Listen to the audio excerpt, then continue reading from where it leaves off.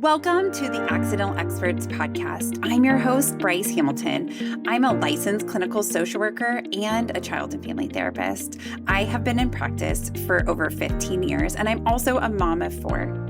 So I know the challenges both professionally and personally. I'm so glad that you're here today to grow your parenting toolbox. Please come as you are and be ready to learn. My goal is to make you the accidental expert so that you can raise healthy humans. Hi, guys. Welcome back. I am so excited for our guest today. I love innovators. I love people who are doing amazing things in our world. And we have a woman who is on a mission to help make women, specifically with children, in the private business sector, so the self-employed sector, better supported. So Grace Carter is with us today, and she's going to talk to us about what her businesses and babies have to do with being an independent, self-employed person and navigating parenthood. So with that, let's get to Grace. Hello, thank you for having me. Yes. So we're going to be talking about something that we are both passionate about. And as we were preparing for this conversation, we had like a pre-conversation that was awesome and talking about how to support people, especially moms who are working for themselves and having babies. Mm-hmm. Yeah, I'm super passionate about it. I've, as I was saying, been running my own business for 7 years now, and 6 of those have involved me being a mother or trying to be a mother. So the two worlds are very, very entwined for me. And for a long time, I've kind of just accepted the way that it is and accepted the status quo of it all. But I think that's involved a lot of sacrifice, a lot of suffering, and a lot of that happening in silence. And so this past year has been about really breaking through that silence, creating faces to the data and the stories for female entrepreneurs that have children, and really advocating for change, which initially just started as advocating for change in the UK, but from doing what I've been doing, I've had people reaching out from Australia, from America, from across Europe, and I'm starting to see that actually this is actually probably going to be a global movement, which is beyond my wildest beliefs of what was possible, but is amazing all the same. Yes, we're so glad because, I mean, in America, we are not supporting women entrepreneurs, especially in the child rearing years, the ways that we could. And I think we're missing a opportunity to keep a workforce, really, because I was reading a story the other day. I think it was out of Harvard, but don't quote me on this. But it was talking about women who became physicians, and the average time that was expected for women to stay in medical care, providing patient care, is 7 years. And the reason why they left was primarily because of child rearing issues, regardless of what it was, or pregnancy issues or post-delivery issues. And they were prioritizing family, and their job and family could not mix. And I thought, whoa, what a missed opportunity of amazing people that are just dropping out of that workforce. The stats are really similar for female entrepreneurs. So, and that was something that really kind of caught my attention because there's a huge kind of message being pushed out by the British government at the moment around if we were to invest in female entrepreneurs, because at the moment VC backed investment is going to only 2% of women, which is even lower for anyone who's in a minority group. So there's this whole thing about if you invest in women, it could add £250 million into the economy. Like, isn't that amazing? You know, woo to women. And although I love the fact that we're pushing that women need to be invested in, I don't disagree. I think the bigger question is when you look at the data around women dropping out of entrepreneurialism or not even going into it in the first place, is what is stopping them or what is causing them to leave. And there was a research study that was conducted during the pandemic, and it looked at the reasons cited by men for their business ending in that time period and the reasons cited by women. And men cited financial difficulty, and women cited child caring or caring duties, whether it was parent or children. And it just really struck me, like men were the ones that were you know, I guess you could class it as like business failure. You know, they were the ones that were not succeeding in business. Women could have been really successful in business, but they just had to go and care for their families and their children. And I was like, hang on, why don't we put this on an even keel and actually help these women succeed? And you know, to me, like I think childcare, or caring in general, but childcare in particular, is really seen as, you know, it's not valued. It's not, people don't put a price on it. It seems a really like low level thing. Like for a lot of women to admit that they've become a stay at home mum is seen as such a negative. Yeah. And I think that we need to reframe this as like investing in childcare, investing in women who have children, investing in you know, in female entrepreneurs who need that support when they have their children, whatever it might be, is an investment. Like it is a huge investment in the economy. You know, we're seeing birth rates declining across the globe, and that has huge economic ramifications. But right now, we don't see having children as an economic priority. So to me, this is not just like, oh, we need to be great for mums. This is about like a, you know, a government level across the globe issue about how do we sustain our workforce? How do we care for the aging populations? You know, how do we get the next generation into work? Like, I think there's so many reasons why this is so critical. Yeah. So you created this initiative called Businesses and Babies. And can you share, like, what are you wanting to do for these entrepreneurs or self-employed moms? So there's kind of a few different aspects to it. The first one, which was actually the byproduct of the one I'll go on to, has been to create a community, which initially I was just looking at lobbying the government. But in doing that, in creating awareness at government level, I realised I needed to show that there were women affected, and I needed to show the numbers of women that were affected. So we started building out the community, and that has been so amazing to see the support that they have already been offering to each other, the friendships that I've seen like literally bloom in front of my eyes. Like the two I can think of, two people I can think of immediately, who when I met them both together, you'd have thought they'd been lifelong friends, and Oh, it was that's just amazing. amazing. And I think community is so important for us as humans. Like we need connections. We need to be able to relate and to say, you know, I've had a terrible time, and someone to go, yeah, me too, I get it. And that was something that I've heard a lot of entrepreneurial moms talking about, is loneliness and lack of connection, lack of relatability. You know, all their friends have gone on maternity leaves for, you know, 6-9 months that's been covered by statutory maternity pay. They haven't had the responsibilities of a business on their shoulders. So yeah, community's been a big thing. Then the kind of the next thing that's come out of that community. So we held our first summit in London back in November, which was great. We had a huge success of people turning up. We had 2 babies came along. It was like amazing. We talked about the theme of resilience.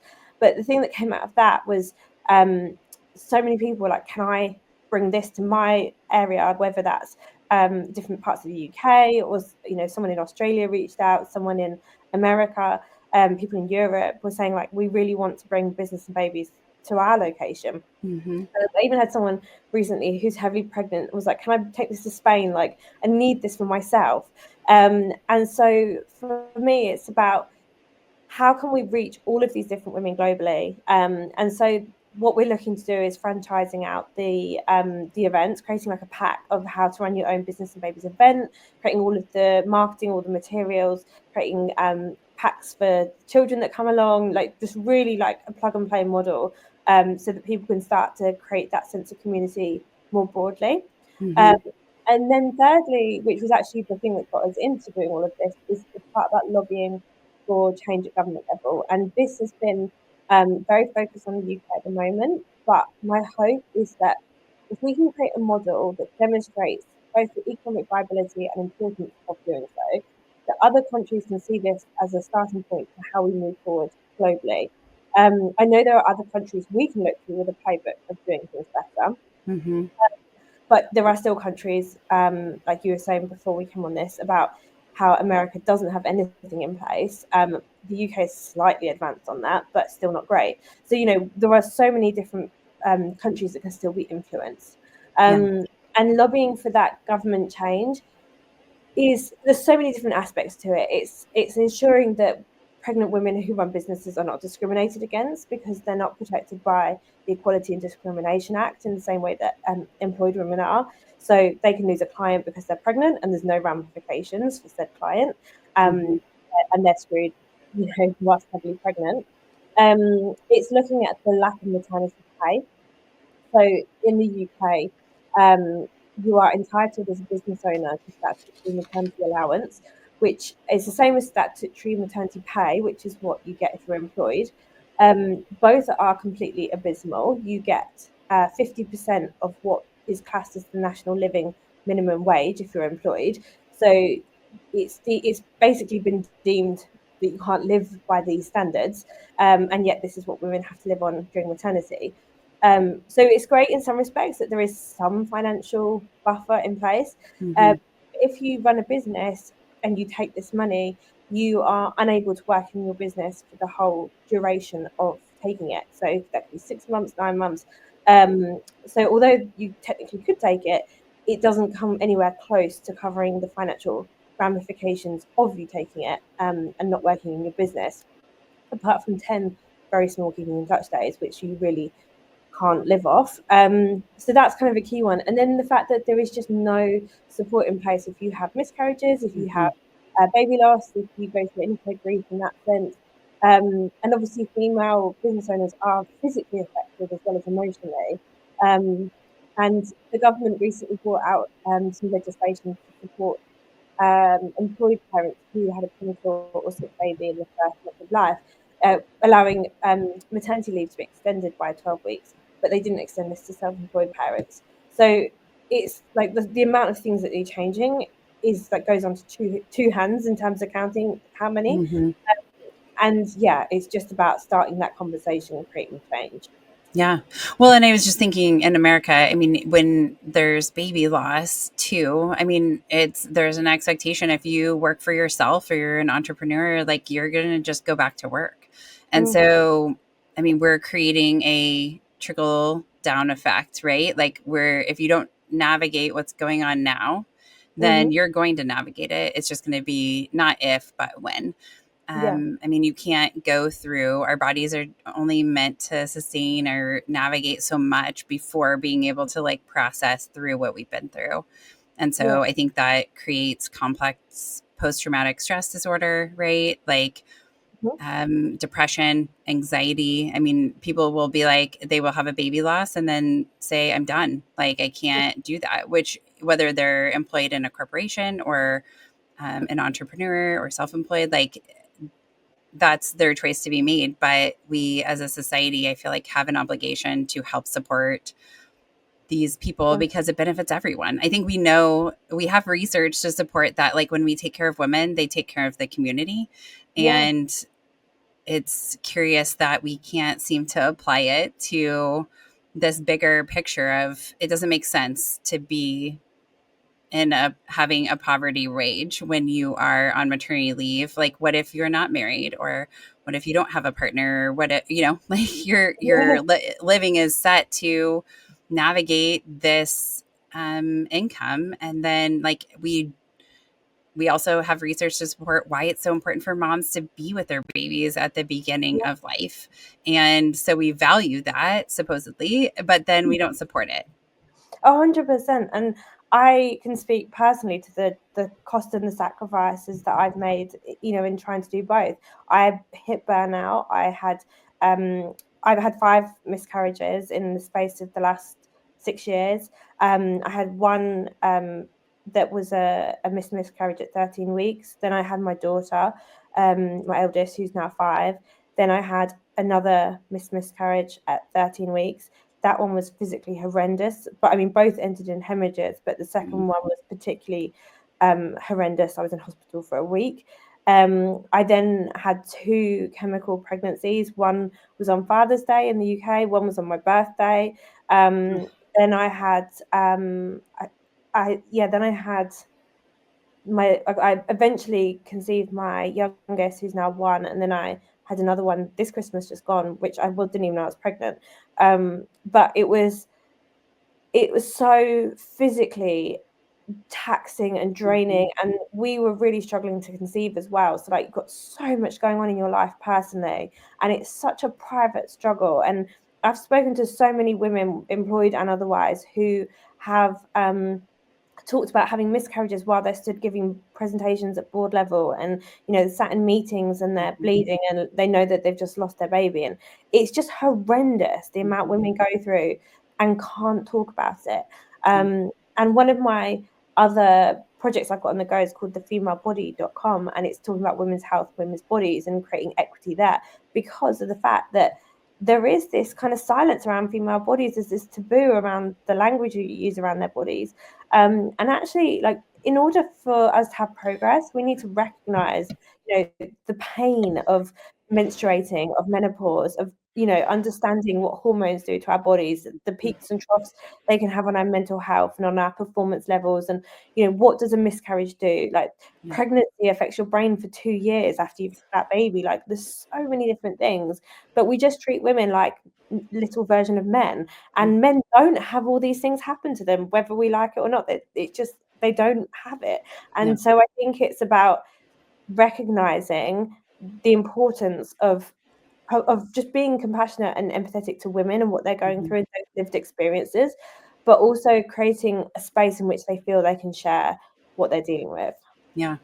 Well, and before we started this conversation, which I totally agree with you on all of those things, we were talking about, I had a miscarriage and how hard that was on my husband, just to go through of like, I knew I had feelings about it and I was processing that, but then it just felt like there was not space for my husband besides with me to talk about that, which seems so unfair because being a dad is a great thing too, right? Like, they're looking forward to that as much as we are. Obviously it's different in that it's in our body versus theirs, but being a parent who loses a kid, right? Even if it's just a tiny little embryo, right? Tiny little blueberry in the body, that it's, you are creating a life, a story in your head, a narrative of what it's going to be like when that baby comes. And that is so exciting. And so we grieve the loss of that story, right? And as parents of living children too, we have stories that we write for them in our minds. And sometimes we grieve those parts of their lives that they do differently, which is okay. But it's hard when, people just don't understand, right? What you're going through. If they've never gone through that, they can have some kind of empathy, but it's hard. And I think I was in our house. My second oldest is in second grade, and we started talking about having your period. There's a book called The Kids Book about periods, which I absolutely love, and it talks about how important it is for boys to also understand this process. And when I was, my daughter got this book for Christmas, and some might think that was a weird timing, but I was like, hey, this is a great book. I love this. Like, knowing what your body is great.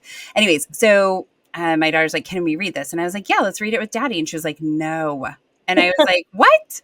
And she was like, no. And I'm like, she doesn't even know, like, I'm like, she doesn't even know very much about this. Like, how can it be like an embarrassing thing? And I was like, daddy wants to support you too. Like, we want to be able to talk to everybody about this. And so then my husband was great after reading it. He was like, wow, this is so informative. I learned these things. Like, what did you learn? And he was awesome with it. But it was like, I mean, guys need to support their partners too.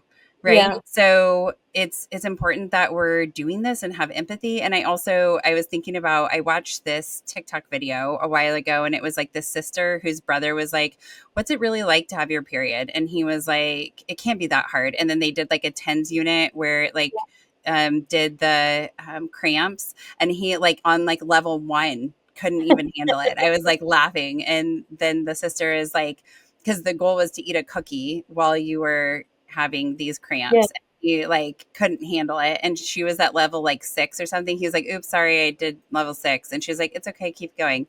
And it was like, women are so tough. We are so tough. But I think it's that there is not value to toughness when you're trying to help raise a human, in terms of having a baby and having to choose between raising this human that you made or adopted and also being able to run a business. It doesn't feel fair to have to make that choice to keep people under you employed or keep food on your table or be home to be able to take care of this little person.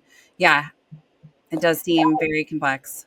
Yeah, I mean, my tagline on the website for business and babies is it shouldn't have to cost your mental health, and it shouldn't have to be a choice.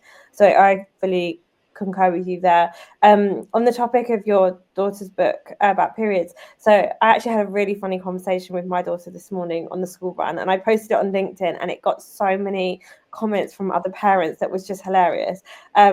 But we were walking to school, and it's like either bedtime or school runs seem to be like the most deep and meaningful philosophical questions. Yes, And yes. we're always running late on the school run. So I'm pushing her sister in the pram. She's like stood on the pram. She's like Queen of Sheba, like she gets pushed along as we go. And she's like, Mummy, like when people have babies but they're really poor, like does that affect them getting help? And I'm thinking she's going into like the nativity story because like that was in her mind from Christmas. And Mm-hmm. I was like, are you on about like Jesus and the having the baby and not having somewhere to live? And she's like, no, like people who don't have homes. And I was like, wow, right, we're going really into like socio-economic questions here. So I'm like, no, everyone has access to care, everyone has the NHS, da da da. And then she's talking about her birth, her sister's birth. Like I had 2 cesareans, so talking about that, asking why I had a cesarean. So I just said with her, she was upside down, and I explained you have to be head first, and like we're going into all the details. And then she says to me, do babies just like drop out? I'm like, no, like there's a very painful, specific process that happens. Like, babies don't come out easily. Like it's really hard work.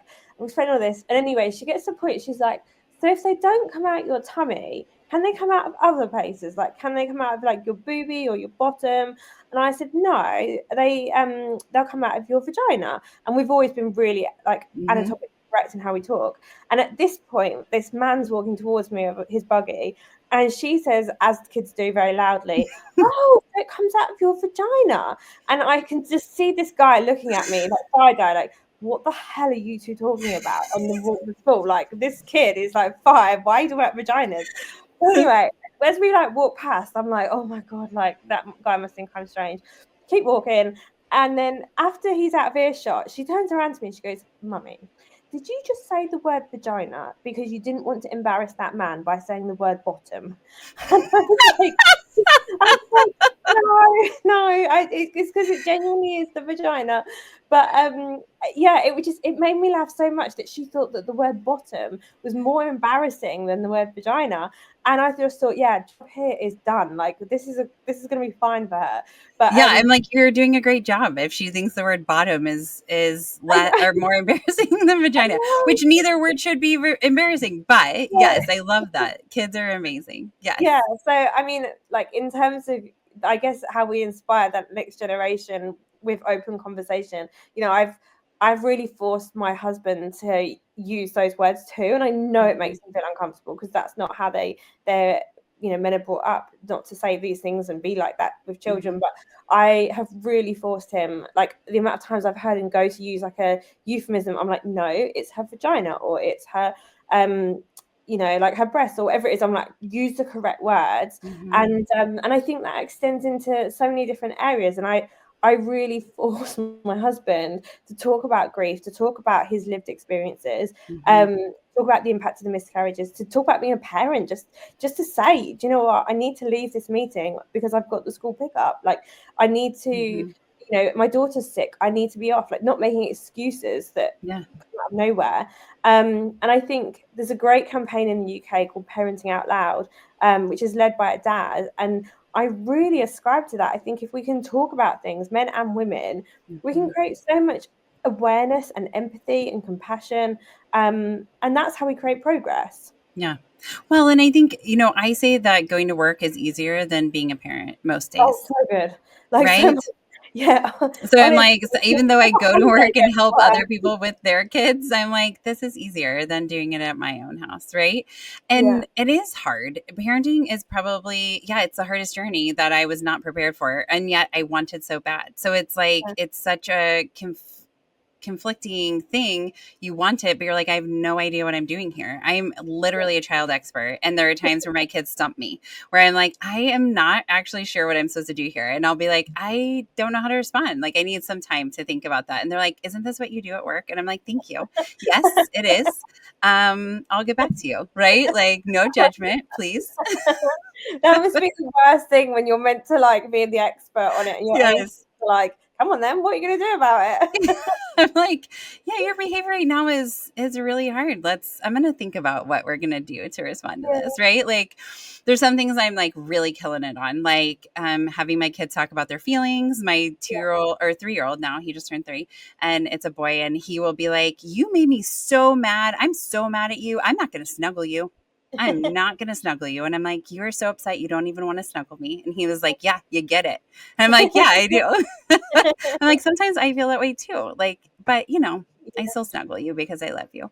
Yeah, it is hard. And I think I love this idea of parenting out loud too, of just like, I think we're more alike than we are different. And yet we find ourselves feeling like we have to conceal and hide things from other people who care about us and who might be able to offer support. And um, I think that that's a missed opportunity. And I think we used to parent in collaboration, right, in communities. And as time has evolved, it seems like we have separated more and more. And yet we need it probably more now than we did before.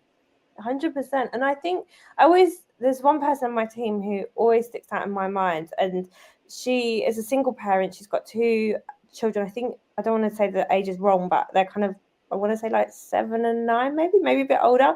But they're kind of in that mid-range bracket of age.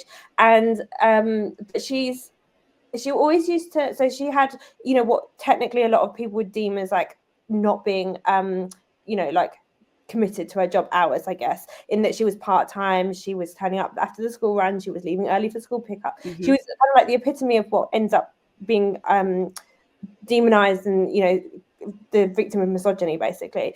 And I always used to look at her, I used to always see her like running past the window when she was coming in and I was in my meetings. And I used to look at her and she'd be flustered and she'd be like getting her bag off and everything. And I just used to think, oh, go and get yourself a cup of tea. Like, you have had a morning. Like, I know that for you to be here right now, you already had your day. Like, you've dealt with like so many arguments and stress and you are absolutely exhausted and you haven't even started to think about your work day. And and yet she's someone who, like, in theory would get like ostracized from a business for doing that. And I'm like, I'm so proud that you turned up right now. And actually, she's somebody who, when she first joined the business, she just divorced from her husband. She had such low self-esteem and low confidence. And I have just seen her grow and grow and grow. And actually, by giving her that freedom to say, do you know what, I've had a really crap morning, or to support her, just understand what that she, on the days where she might be bringing 60%, she's bringing her 100%, like, to recognize that, to give her flexibility, like, you forgot your kids' nativity, no stress, like, we all forget these kind of dates, like, just go along, like, don't worry about it. A sports day, yes, of course, go to sports day. Like, oh, you need to move a timing because your husband isn't able to, or ex-husband's not able to do it. Okay, great, like, go do that. But I get so much back in terms of loyalty and support. And she has completely, like, taken the helm in the business and just grown as a person. And I think when we invest in women and in mums, but we allow them to show up as their true, authentic selves, like, only good can come of that, only positive things in my mind. So yeah, more to being human, I guess. Yes. I mean, we are all human, right? Like, we're doing the best we can. And I love that idea of, like, I know that when somebody really believes in me and somebody lets me, like, there was a time, this has never happened, and it happened this last year, where a family that I was seeing, I had the keys to the car that our nanny needed to take the kids to school. No, that is And I not. was already at work, and the nanny calls and she's like, "There's no keys here. Like, what do we do?" And I'm like, "Oh my gosh, I don't know." And I'm like, "Okay, well, I'm going to have to leave and take them to my house so that my nanny can take the kids to school. Like they can't not go to school because mom's at work. And so I said to the mom, I'm like, hey, I'm so sorry, but here's the situation that I'm in. I'm like, I live 5 minutes from here. Like I will drive home, I will drop him off, I will drive back, and I will make sure that like however we balance this out. But I think it's communication, right?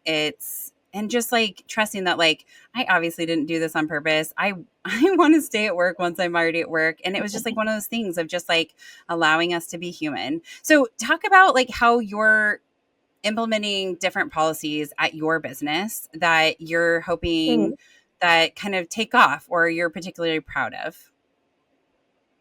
So I actually rewrote our employee handbook just before Christmas with a whole plethora of things that I hope are actually considered quite forward thinking, and very much looked at how do I create a human first business? Like how do I really support those within it, live their lives, but also recognizing the needs of the business. So one of the key changes that we made at the back end of last year, so we've had an office for 7 years, and it's been an amazing place. Like it was beautiful. Everyone used to come in and compliment it. It was such a nice office. It was local. It was really spacious. It had great meeting space, so we could, do all creative brainstorming. But I had realized after the pandemic that everyone was asking for hybrid contracts. And on the day, it started off that you'd go in and like no one was ever there on the same days because everyone was doing different days, and it was really hard to actually coordinate those diaries. And then I said to everyone, like, look, can we all try just to do the same days in the office? Like, I'm happy to still do hybrid, but like, can we just stick to the same days? So we did that for a period of time, and it worked really well. But then I had an office space that was completely empty half the time. And the lease was coming up for renewal, and they wanted me to renew for 5 years. It was going to cost lots of money.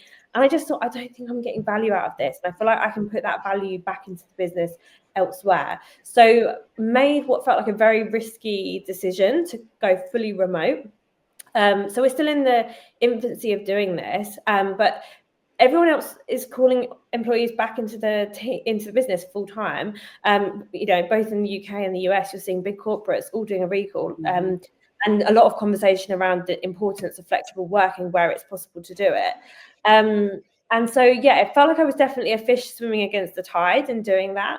But it's been hugely positive, like both for me and for the team. Like I'm able to get the headspace to concentrate. I'm able to really focus my attention, whereas I found the office really distracting. I was always getting pulled left, right, and centre. And I know it's given people more autonomy over their lives. Like, one of my team goes for Pilates classes on her lunch break, and she said to me, this is the first time in so many years I've been able to look after myself because I've got this like window where I can do something for me, which she would not have got if she was in an office or commuting for hours each day. So like for me, like I'm still learning about how we make this work effectively, but like tomorrow we've got a team day where we're all coming together for a day. We did a meal before Christmas where we all came together. So we still got like elements of FaceTime, and we're still talking all the time on Teams and on meetings and everything. So yeah, still learning how we implement it effectively, but I think that's a big one. And then I've written into our policies. So we do 7 days paid sick leave, which is for both employees and for their children if they have to be off because their children are sick. We offer private healthcare cover, which covers them and their children.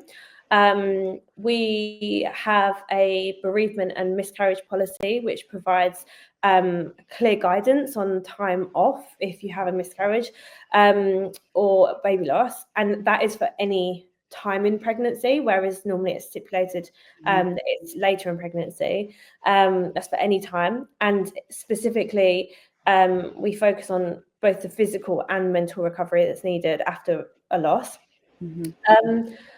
And yeah, like I think it's kind of everything that I'm doing is like, how can I make this as kind of supportive as possible? So, we've got a section in there about being there for nativities and sports days. Like you don't need to come begging for permission. Like you're adults, you can control your own days. Like, be there for your kids and then be there for work. Like I trust you as an adult that's been employed to do a job.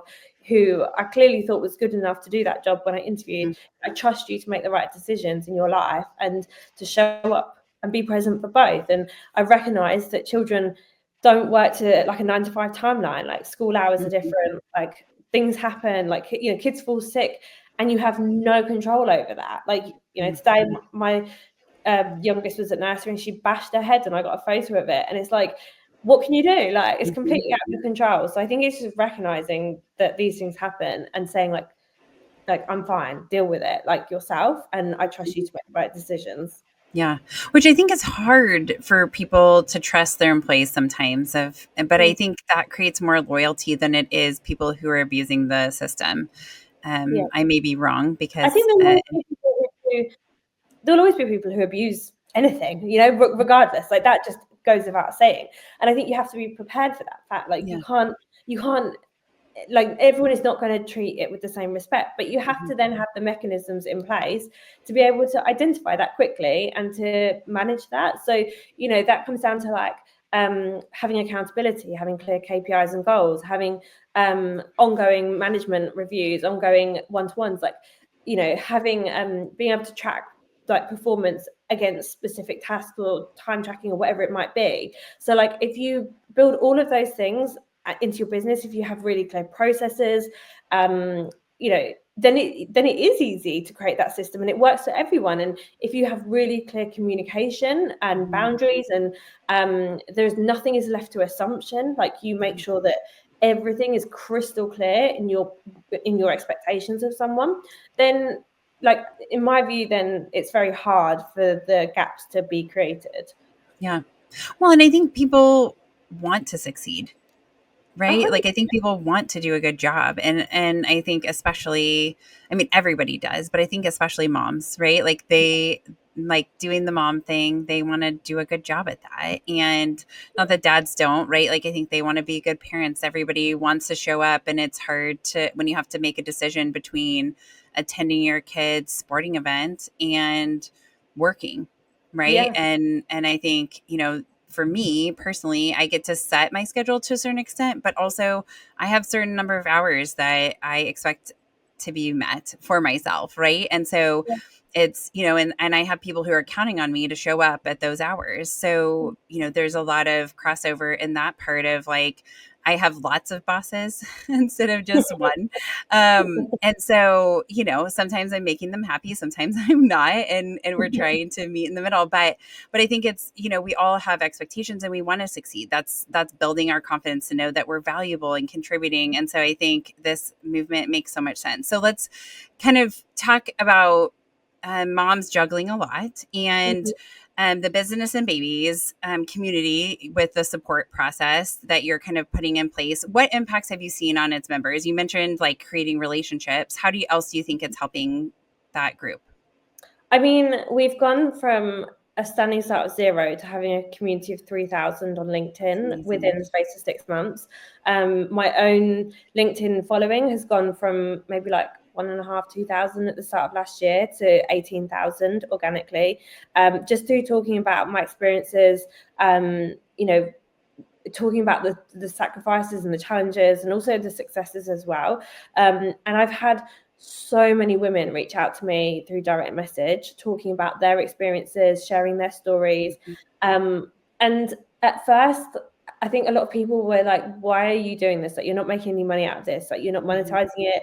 It's not profitable. Like, why would you do this? But it was about the bigger picture. And I felt like every time I got a direct message from someone saying like, this has made a difference, or I can't talk about this publicly, but your voice is what I needed to hear. Like, all of those kind of messages felt like payment to me. Like, it felt like I was earning something out of it, because I felt like actually I was doing something. I was giving back, and I was kind of creating a space where women's voices could be heard. And it's my agency, my creative agency, is called Afra, and that's named after Afra Ben. And she was a female playwright in the 1600s in the UK. And she was she was the first woman to write under her own name at a time when other women wrote as men. And she was a crazily inspiring woman. Like, she was a spy in Antwerp, and she was like, did so many things that went against the grain. Her actual writing wasn't that interesting.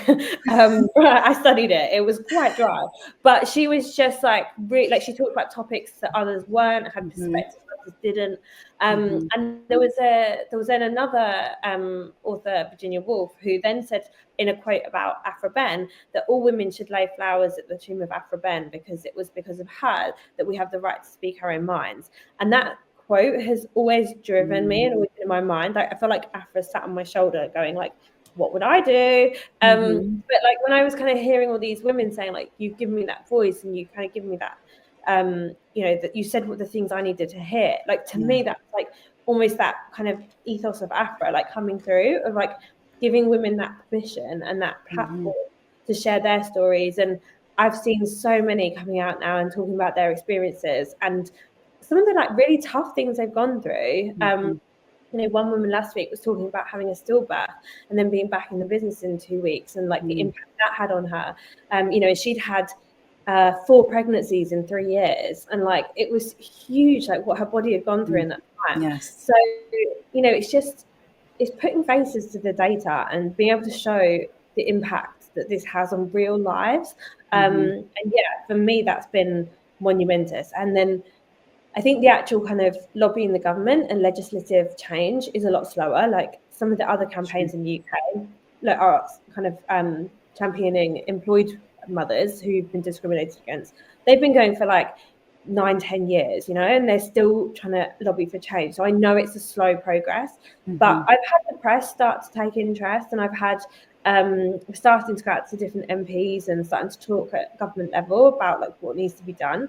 And we're working on lots of the periphery campaigns that are happening in different spaces, but very similar, so that we can start to build up that awareness in other campaigns of what we're doing.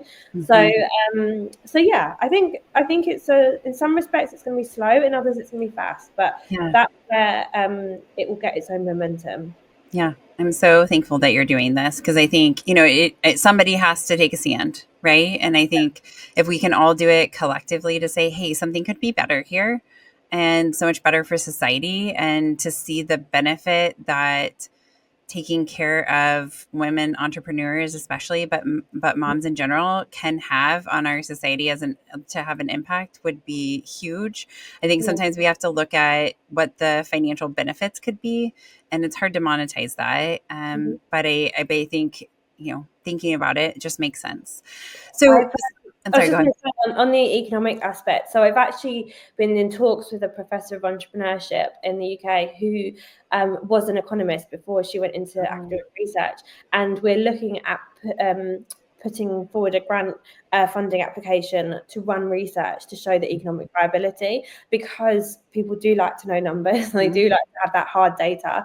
I want to be able to show like this is the value of what that investment looks like, because it is that investment. So I think that's going to be one of my next steps, is to try and get some more concrete evidence. Like, there is some research out there, but a lot of it's quite broad in the sense of female entrepreneurs, and I want to kind of really nail into the impact on entrepreneurial mothers. So hopefully with that it starts to provide a bit more insight. Yeah. I think that would be so helpful. Can't wait to see that data. I know that sometimes all these processes sometimes take a long time, right, to get all the pieces in place. But when it all starts coming together, and even just building awareness is such an important piece around this. So I'm glad we're doing this piece today. Okay, so one of the things that you talk about, and we just know in general, is that corporations are typically started by men, and they basically for men, right? Like, when we look back, it was men who were creating businesses and men who were working, and the women were staying home, and very few, if any, were creating businesses or working outside the home. So I think that has led to structural barriers, right? Just like ways that things are set up that are not the best, especially for females, but female entrepreneurs, of breaking into this business or this area. So what do you think, what barriers do you see for parents, but also for women entrepreneurs? I think the kind of very unique issue that women in general that have children face, and and that cannot ever be avoided, is the fact that we are the ones that grow the baby. And that's biologically, that's innately how it will always be as humans. I'm sure science will advance in many ways, but technically that is going to be the way. And there's a number of implications of that, the impact that has on our hormones, the impact that has on our brains. It takes 2 years to recover after having a baby for the mental impact. Our DNA is completely altered with every pregnancy, even if it ends in a miscarriage. There's the fact that you cannot hide your baby bump. So when you go to meetings, when you go to pitch, you cannot hide it. And I always remember being really taken by the fact that I was going to pitch meetings when I was literally 9 months pregnant and very heavily pregnant. And it was a topic of conversation in relation to doing the work. And I thought to myself, my husband is a business director. He's of the same seniority as me. He's going to pitch meetings. He's trying to win work for his business. At no point is anyone asking him about his ability to continue that work once our baby's born. We're both going to be sleep deprived, both going through the same sort of motions. Yes, I've got the physical part, but I was like, why is no one asking that of him? And it's because there was no physical thing that said I'm having a baby, like a big LED sign. And to be honest, even if he did tell people, this is, social expectations, it's just yep, okay, he's having a baby, that has no impact on me. And so men kind of get through work and life without ever needing to say it. If they want to disclose that, they can, but if they feel like that might hamper their career, they don't need to. It's the same as we have Miss, Mrs. and Ms, and yet men just have Mr. Men don't need to disclose their marital status, whereas women generally, I go by Ms, but generally end up having to do so if they choose to be Miss or Mrs. And so I think that's kind of a key aspect, is that we cannot hide that fact, and we need both men and women to become comfortable with seeing pregnant women in the workplace, seeing them on stages doing talks, seeing them pitching, seeing them going for investment. And the thing that used to really irk me was the kind of statement I used to get was, well, my wife. It'd be like, oh, well, my wife didn't want to go back to work. Oh, well, my wife wanted to stay at home with the baby. Oh, you think that you won't change now while you're pregnant, but just you wait till the baby's here. My wife changed a lot. Oh my gosh, the sentence "my wife" used to drive me nuts. I'd be like, I'm not your wife. I'm a different person. I have different aspirations, different goals. And whatever your wife has chosen to do, great. Love it for her if that's what she wanted. But I'm not that person. And actually, no, you're wrong. I am going to come back to work after I've had the baby. And no, I still want to run my business after I've had a baby. Don't put your perception of my abilities onto me. Don't judge me by your own standards of what I'm capable of. I will prove you wrong, but I shouldn't have to prove you wrong. You should just trust me. If I say I'm going to be here, if I'm 39 weeks pregnant and I'm due to have a scheduled C-section in 3 days' time, and I tell you that in 2 weeks' time I'll be in your meeting, you should know I will be in your meeting, and I shouldn't have to justify that fact. But I think we have this kind of we have to really justify and force believe us and to convince us, and we have to go so far into showing and demonstrating why they should believe us. Whereas men, oh yeah, I'm having a baby, I'll be back in 2 weeks, okay, no problem, see you then. There's no debate, discussion, no justifying. So I think for me, that's some of the more subtle things are actually some of the more damaging. And yeah, there's so much we need to change. Like you say, it's a male world built by men for men, and I really realized in the last year the power as a woman in leadership that I have to lean into being a woman and to actually say, do you know what? I'm going to do things differently. You can have your world men by men. I'm going to have my world that's built by a woman, and I'm going to show you how I think it should be done. But yeah, even doing that within a man's world is quite hard. It's very divisive. It can be seen as very threatening. I've been told oh, I wouldn't do that. You might lose clients. And you sort of have to get to the point where you just think, well, if you don't like who I am and you don't like what I'm saying is right, which is, to be honest, just being a good human and being a nice human. If you don't like being a nice human, then you're clearly not right for me, and you're not in my circle. But yeah, I think it's hard to be a noisy woman. Like, women are told to be quiet and told to put up and shut up. And so, yeah, to be willing to say, actually, I'm going to put my voice out there is actually quite radical, which it shouldn't be. Yeah, it shouldn't in 2025. It shouldn't be, but it still feels quite radical. Yeah, I was thinking as you were talking. So with my first child, and I was pregnant, I would when I was taking new patient appointments, I had set a deadline of they can only be this close to the delivery or whatever. And I felt like I had to tell everybody, well, I'm also pregnant, right? And then I was like, why am I doing this? Why do I need to tell anybody that I'm pregnant? It's not like a disease. I'm not going to give it to them, right? It's not like I'm hey, I'm horribly sick with pregnancy. And you might catch it if you come. So, I mean, but then it was okay. So then, the next pregnancy, I just didn't say anything. And I would tell families hey, I'm also pregnant. Here's when I'm going to take maternity leave, blah, blah, blah. And everybody was lovely about it, right? Mm. I had a plan. They trusted me in that. And I'm I don't know. I think there was definitely some guilt with the first pregnancy to feel like Yeah.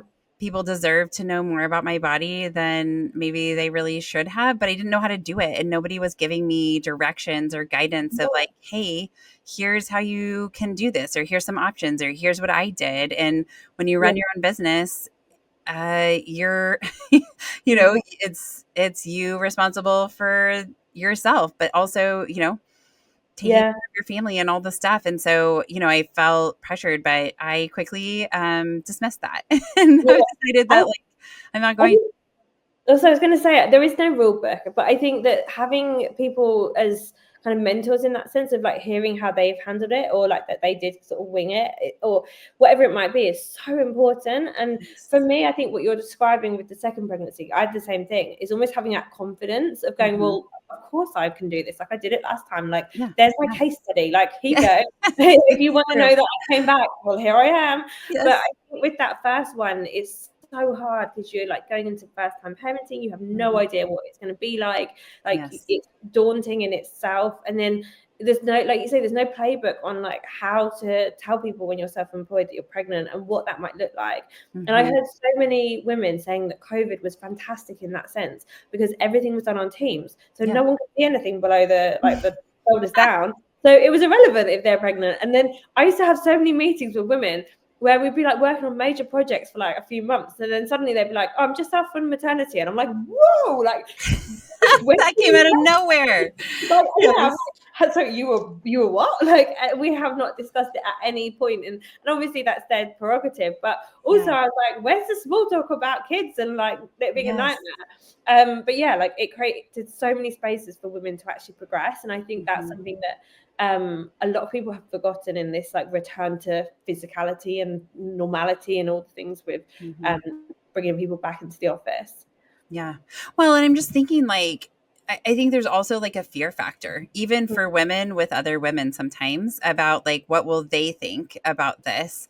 And so, yeah, I mean, I think having a collective, I love this business and babies part of having a support network and being able to talk to other women who are doing something similar to what you're doing, even if it's not the exact same thing, but just saying hey, this is how I handled this, or this is what I did with this, or this is a policy we're doing at our office, or, I don't know how to handle this problem. Does anybody have suggestions on what they've done or ideas? I mean, having a network is just so important to lean on because other people have great ideas. And I have really embraced the idea that coming up with an original idea for myself is unnecessary, right? If somebody else has already done it and doing it well, take it, right? See if it applies to what you're doing and apply it. There's no shame in that. Yeah, I remember when I went through my miscarriages and I needed to tell my team about the second one because I'd taken so long out the office, and it really felt like for me, I needed them to know what I'd gone through. And I remember Googling how to tell your employees about a miscarriage, and nothing came up. Everything was about how to tell your boss or how to talk to HR and, navigating it with colleagues. And I was like, where's the resource for me? Where's the thing that tells me how to deal with this? And it wasn't the kind of thing that I felt comfortable at that time just posting on LinkedIn and being like, hey, anyone gone through this? Need some help. So I guess I really saw that lack of support that was there, and that lack of, you know, why would there be that document there if most entrepreneurs are men? Like, they don't need to have that conversation necessarily. It's not encouraged for them to do so. So I think sometimes I kind of I've really seen that sometimes you have to go and write your own rule books, and you have to kind of go, well, actually, this is what I think we need to do going forward. Like, this is how we can approach it. And that's, you know, then you get people contributing to that with their experiences, and it you know, gains its own life. But yeah, like, I had so many women who have said to me, like, I didn't realize that this was not acceptable until you actually said it. Like, I didn't realize that I was, you know, I was accepting this loneliness or lack of knowledge or lack of whatever it is. And so I think sometimes, yeah, like, it is really hard to know how to navigate these things if you don't have others showing you how to do it. Just like, you know, as children, we need our parents to guide us. Like, we always need those role models. Yeah. Yeah. I love this. I mean, because I just, in isolation, and it's just lonely too, to be somebody who is kind of doing these things and going against the grain per se, right? And we're swimming upstream of, like, it's different, and we need different supports and encouragement and networking opportunities. Okay, so I love this. What advice can you give to women who are entrepreneurs in terms of balancing the demands of work and family, in terms of, like, what skills would you say are helpful in terms of tools or strategies? I mean, anyone that has got children already has the tools and the strategies. Like, I always say that, like, employ a mum. Like, if you run a business and you're employing people, like, employ a mum, because she'll be the most skilled employee you have, in the sense that she will know how to juggle and multitask.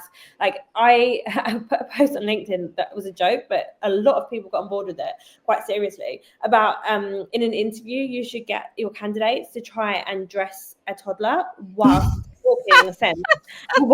And then people were like, get them to, like, throw questions in their ears, like, get them to, like, smear porridge in their hair, and it's like that, like, be able to, like, mentally do these things. I'm pretty sure, like, army boot camps must have these kind of things as, like, tactics to train their people. So there's, like, you know, there's, like, the timekeeping, the ability to, like, the organization, the mental load, like, the communication tactics. Like, we were talking this before we started recording about, like, you know, how to communicate to your children, and, like, how to speak in a way that they you know, that they can empathize or relate to. And, like, you're talking two different languages a lot of the time. Like, they're learning language and you're using an adult language, and it's like, how do you meet in the middle and get them to do what you want? You know, kids are like hostage negotiators. Like, they can all be so hard to reason with, and, like, you can do something like give them their favorite pink plate with their favorite food on it, and they'll flip out because actually today it should be an orange plate and it's the wrong food, and, like, you start again. So I think in that sense, like, we have to start seeing being a mum as a strength and not a weakness, and actually, you know, kind of not be apologetic either. Like, be able to say, you know what, like, yeah, I'm a mum. Like, I'm not ashamed of that. I'm not afraid of that. Like, actually, that's a really powerful thing that I have gained a lot of skills in doing motherhood. And I think also, going to the point about apologizing, so, like, I sent out I need to send out our newsletter for business and babies as a follow-up to our summit in November. I still not done it, so it's 2 months late. Like, it's terrible that it's taking so long. And I wrote my copy for it today, and I put, like, I would apologize that this is late, and I accept it is late, but actually, as women, we're always apologizing and over apologizing. And you know what, like, sod it. Like, actually, we've had Christmas. I've been trying to juggle business, babies, and being Santa, and all of the things that Christmas entails. Like, actually, do you know what? Like, it's been exhausting, and I've finally come up for air, and now I'm doing this. So I think it's like being, you know, honest in that. Like, I'm not sat there making excuses like, oh yeah, I'm so sorry. Like, this is 2 months late, and I don't know, my dog ate my homework. I'm like, no, like, this is what happened. Owning that situation. And so, yeah, I think not apologizing, being able to just lean into your experiences, and use, you know, like, use the stories that you learn from your kids. Like, my kids are my biggest guidance in business. It's like, when my eldest asks me a question about, like, why is something that way, I'm like, that's my like trigger thing for innovation. So, she said to me, she was watching the Formula One with my husband, and she's like, "Mummy, why are there no women in this?" And like, it started this amazing train of thought. I was like, right, I need to solve that problem, because I don't want my daughter to ask me that question. And then, she told me she didn't like watching a certain program because there were no women in it, no representation. I'm like, great, right, I need to tackle this and change this. We talk quite openly about body parts and periods and all of these different things. And again, through her, I see that there's no reason to discriminate or have these issues around the female body. So why do we as adults have these issues? Like, all of these things that she teaches me, there was one time when my husband got a new boss, and my daughter said to him, she said something like, she was asking about his new boss, but she used the term, like, the gender, that it was a female boss. Like, is she nice, that kind of thing. And she had no idea that his boss was a man. But it was the fact that her immediate thought went to the idea that he had a female boss. Like, it was beyond her belief that he might not have a female boss. And I feel like, all of these things, I'm like, these are the things that we need to be leaning into, and that our children can teach us. And actually, if we listen to children, ultimately, who are the next generation, and we listen to what they're saying, or they have no filter. So if we listen to their questions of the world, that points us in the direction of where we need to go and what we need to fix. And so, yeah, I don't think it's a bad thing at all being a mom. Yeah. No, I think it has given me a lot of skills. I jokingly, but in seriousness, say that I am a recovering perfectionist. I And did that today to someone, because I really am. yes, I really am. I used to have, very high expectations, very up here. And now I'm being humbled, and also being shown that, like, the things that really matter, right? Of having dishes in the sink. I mean, as frustrating as that is fine. Right? Like, getting to snuggle my kids and put into bed and read to them means so much more in their lifetime than being like, what my mom always did? She always had a clean house, right? Like, I do my best, but it's balancing that. And I once heard, it must have been an article I read, and it was like, okay, there's 3 options, but you can only choose 2. And it's a clean house, your mental health, and happy kids. Yeah. And I don't know about you, but I'm definitely going to pick my mental health and my kids' happiness over a clean house. But it's like, we have a lot of roles that we play as moms. So, okay. So what is on the horizon for business and babies? What are we expecting next? What should we be thinking about? Global domination. Yes. And, like, without doubt. So my mission is to create the biggest global community for entrepreneurial mums. So we have someone in Australia, like I say, someone in America, someone in Spain, like all over. So my goal is to pilot a few of these kind of more localized events and start building the community globally, and to just start to really get that voice of so many different experiences together. I think the thing that I often find really interesting is when people tell me their story and they don't tell me their location. I often assume that they're from the UK, and then actually through the conversation I often discover that they're not, and I'm like, oh, okay, this is quite a shared experience globally. Like, so I think being able to put global voices together is going to be really powerful, and I'd like to see this as starting a movement where, as a collective, as women, I know it's a bit cliche, but all holding hands around the world, kind of saying, do you know what? Like, we're not okay with this. But also, leaning into what we're capable of and our power. And I think where we're seeing so many women being pushed out of the kind of traditional workforce because they're mums and they need flexible working or whatever it might be that doesn't work for them, or they're being discriminated against, naturally that's going to kind of, the next course is to go into is self-employment, and to go into, whether it's freelancing or setting up their own company. And I want to be there as a community to say, right, here we are, like, let's support you, build you, grow you, and help you see your potential. Because if other people can't see your potential, then you need to see it, and when you see it, then nothing can stop you. Yes, amazing. Oh my gosh, Grace, you are doing amazing stuff. Thank you so much for your time today. No, you're so welcome. Thank you very much. Thanks again, Grace. That was such an amazing conversation. I don't know about you, but I am feeling really empowered to do something about making sure that women who are entrepreneurs, who are out there having fantastic ideas, are able to also be parents if that's something that they choose, and also to have a community to support them. With that, I will say thank you so much for your time today. If you liked this episode, please rate and subscribe to our show. Follow us on Facebook, Instagram, YouTube, and TikTok, and keep the emails coming for topic suggestions for future shows to accidentalexperts@gmail.com. Have a wonderful day. Some words from our legal team. The information presented in this podcast is not intended or implied to be a substitute for appropriate professional advice, diagnosis, or treatment. All content, including text, graphics, images, and information contained on or available through this podcast, is for general information purposes only. This podcast makes no representations and assumes no responsibility for the accuracy or information on or available through this podcast, and such information is subject to change without notice.